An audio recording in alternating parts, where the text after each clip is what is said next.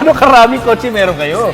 Parang dito sa baba, parang personal use lang namin. Nasa 30 plus na yata siya. 30 plus? 40. Mga 40 plus.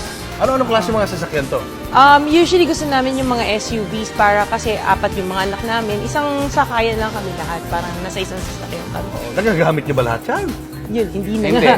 Hindi na nga, kasi dami. Yung iba, pinapagamit namin sa mga bata as panghatid sa Yung school. hatid sa school yung mga bata. Or kaya yung iba kasi, yung anak ko, yung dalawang anak ko kaya na mag-drive. So, minsan ginagamit nila. Ano-anong klase mga kotse to? Describe mo sa amin. Okay, so mostly American car siya. So, ito yung Cadillac, white and black. And black. Ito yung Terno. sports niya, sports edition. version. Yes. Okay. Oo, 20, ano yata yan? 20... Basta, Oo, something 20 ganun. something, oo. And then, syempre, yung Lincoln Navigator, and black. ito yung una na bili namin. Tapos yung, hindi, yung black pa lang una na bili namin. Tapos yung white, gusto ko may white din siya. Black and white. Black and wow, white. black and white. Yes. Eto isa, Denali. GMC. GMC Denali. So, black and white version din siya. Pero ito, diesel to. Ito, gas. So, ito si black and white. Mamaya, And then, ipapasok sa loob. eto, nakita ko to, sinerge ko talaga sa ano to. Walang ganito sa Philippines. Nasa YouTube. Oo, Wow, ano na-search to? ko. Grand Wagoneer, parang jeep. So, wala siya dito, walang ganito sa Manila. May isa yata kumuha, pero nag-iisa lang itong kulay na to. galing dito. saan to? Pinaship ko from the US. From the US. It's an American Yes. car. Yes, it's an American car. Yeah. Bakit nagustuhan mo to? Ewan ko, ang ganda ng body niya eh. Tapos parang compact lang din siya. Tapos yung color kasi, ang ganda. Gusto ko red. Nagmamaneho ka rin. Marunong ako mag-drive, left, right. Hindi ako marunong mag-park. Yun. Okay. So, yung sa likod, yung Suburban, Sa'yo. dito na yan, local ko na nabilit yan. Local na lang. Oo, si Suburban. Tsaka si Wow, ganda. Alphard. Oo. Ganda naman ito. Oo. So, mahilig kami sa mga malalaking kotse Oo nga kasi eh. para kasya kami. Tsaka yung mga anak ko kasi malalaki. So, here naman, mga pick-up tong dalawang to. Natuwa naman kasi ako sa kanya, lalaki niya eh. So, ito yung Dodge Ram. And then, the Tundra na Toyota. Sobrang comfortable. Ang ganda ng suspension nito. Imported din to, no? Yes. Parang walang ganito rito, no? Wala. Pilipinas. And the color red itself, kasi bihira yung red na color nito. And then the Toyota Sequoia. This is the TRD Pro. So more sports, tapos ito yung capstone, yung high-end niya. High-end version. And then ito sa mga unang sasakyan na na-purchase namin, yung X5, tsaka yung F-Pace. F-Pace na Jaguar. Jaguar. Jaguar naman to. Yes. O, mga unang sasakyan namin to. Ano pinakalagi niyo nagagamit ng sasakyan?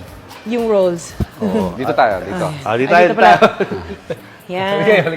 Ito parang hindi na nagagamit to, Sarah. Ito yung one of the first cars na meron talaga kami is this Altera.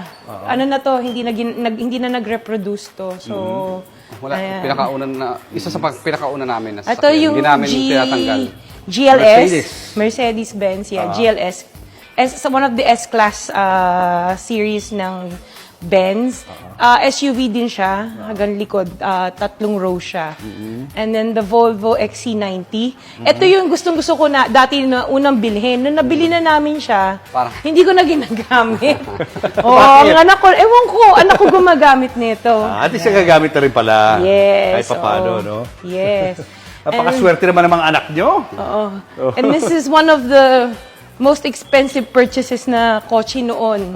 Nabili namin. This is the autobiography Range Rover. Range Rover. Oo. So, pinakamahal to noon nung wala pa yung mga nandun sa harap. Mga anong taon yan? 2020? 2020. Yes. Ito bago na. The Evoque.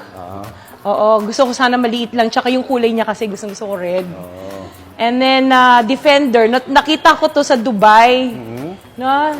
Nakita ko sa magazine. Tapos sabi ko, gusto ko ng ganito. Yan. Hinintay namin dumating yung long wheelbase. Kasi 3 row siya. Usually yung Defender niya is the small compact one. Yes. Ito yung mas malaking version. Yes. Oo. Para kasya kaming Land Rover. lahat. And then we have yung LM, yung Lexus na kakambal niya si Alphard. Oo The nga, higher no? end of Medyo hawig nga, no? Yes, the higher end of the Alphard. Oo. Pero Lexus ang ano niya. Lexus. And of course, yung LC2. Land Mga Cruiser. luma na. Yes. And then sabi ko, gusto ko ng artista van. Dati kang artista. Hindi. Muntik na maging Oh, artista. yes. Oo, ito yun. So, oo, yung Savannah, nagpahanap talaga ako yung, yung artista van. Kung tawagin. So, GMC siya. Yan one of the latest purchases niyan eh. And then, nung unang bili namin ng white na Cadillac, dumating tong Ford Bronco. Binalik to. So, this is one of the first editions of the Ford Bronco. Yan. Ito, Mercedes. Ito yung Benz GLE. Ito yung unang namin na Mercedes-Benz. Oo. Unang-unang Mercedes-Benz. no? Yes, the blue one. Tapos ito yung X7. Nung lumabas siya, bumili kami kaagad. Natuwa naman ako. Kasi ganito X7 din yan siya. eh. X7. Mahaba kasi Yes, siya. mahaba siya. Saka Kasya. malaki. Mas malaki siya sa mga normal na na Mercedes-Benz. Tapos we have yung Sprinter. Isang artista van din siya. Oo, Van talagang yan. showbiz na showbiz. Oo. Artista Hindi ba na kasi, naman? Ito naman for long drive, yung malalayo. Sobrang komportable niya. Tsaka yung loob kasi niyan, parang captain's chair yung mga nasa loob. Hindi ba siya malakas sa gas, yung mga sasakyan ninyo? Hindi naman. Hindi naman.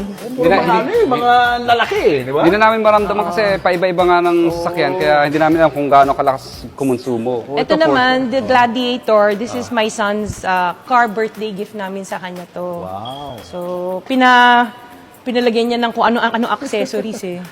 Ito, This Porsche. is the Porsche, yes, Cayenne. Oo.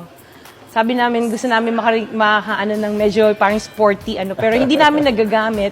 And then we have the Maserati. Maserati. Yes. So, nung lumabas siya, bumili kami ng Maserati, itong model na to. Hindi rin siya nagagamit. Anak ko rin ang gumagamit. Grabe. Ito, this is one of talagang gamit na gamit namin to. This is the G63. Matte finish eh. So, very rare yung ganitong kulay. Tuwan-tuwa ako. Madaming nagkakagusto nito eh. And then yung Benz na Avantgarde. Kasabay to nung kulay blue na Benz.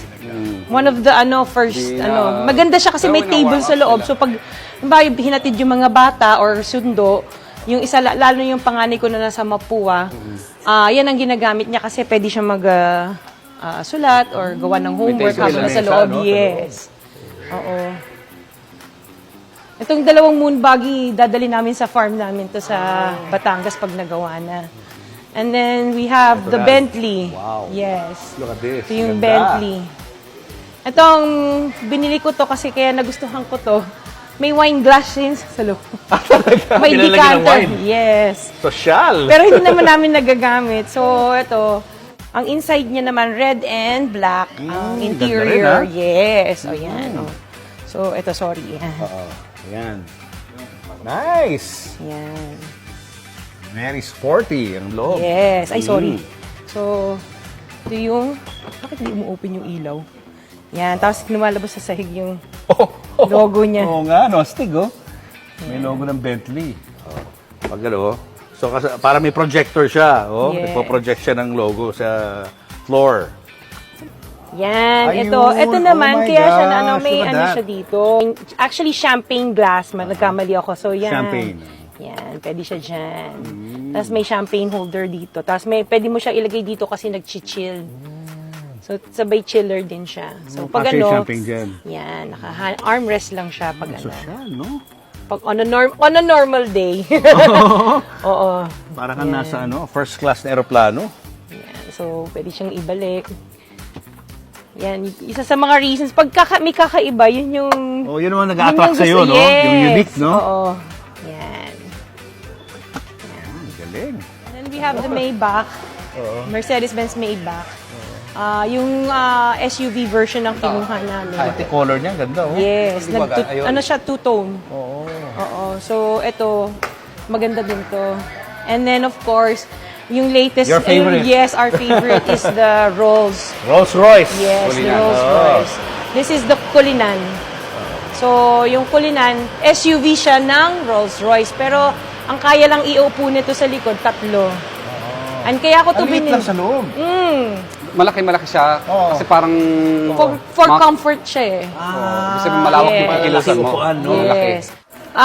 Ito, maluwag lang yung likod niya. Parang pang luxury lang talaga. So, ang ano na to, kasi kulinan siya. Siya yung SUV ng Rolls-Royce. So, ito, yung dumating siya, interior siya ng Hermes Orange. Wow. Oo. Ganda So, yan sa yung kulay loob, ng Hermes. Tapos may skylight siya sa taas. Parang may mga stars. Yes. Oh my God. Parang limo, no? Yes. Oo. Tapos ang doors niya pa ganyan. So, pa-open siya pa ganyan din. So, kaya mo to kinuha dahil Kasi ito, may payong, oh. Natutuwa ako sa payong. Paano ba tuwa to? sa payong. Ayan. Pero hindi ko pinagagamit yung payong na to. Hindi pwedeng gamitin. Oo, kasi mahal yung payong. Oo. Ayan.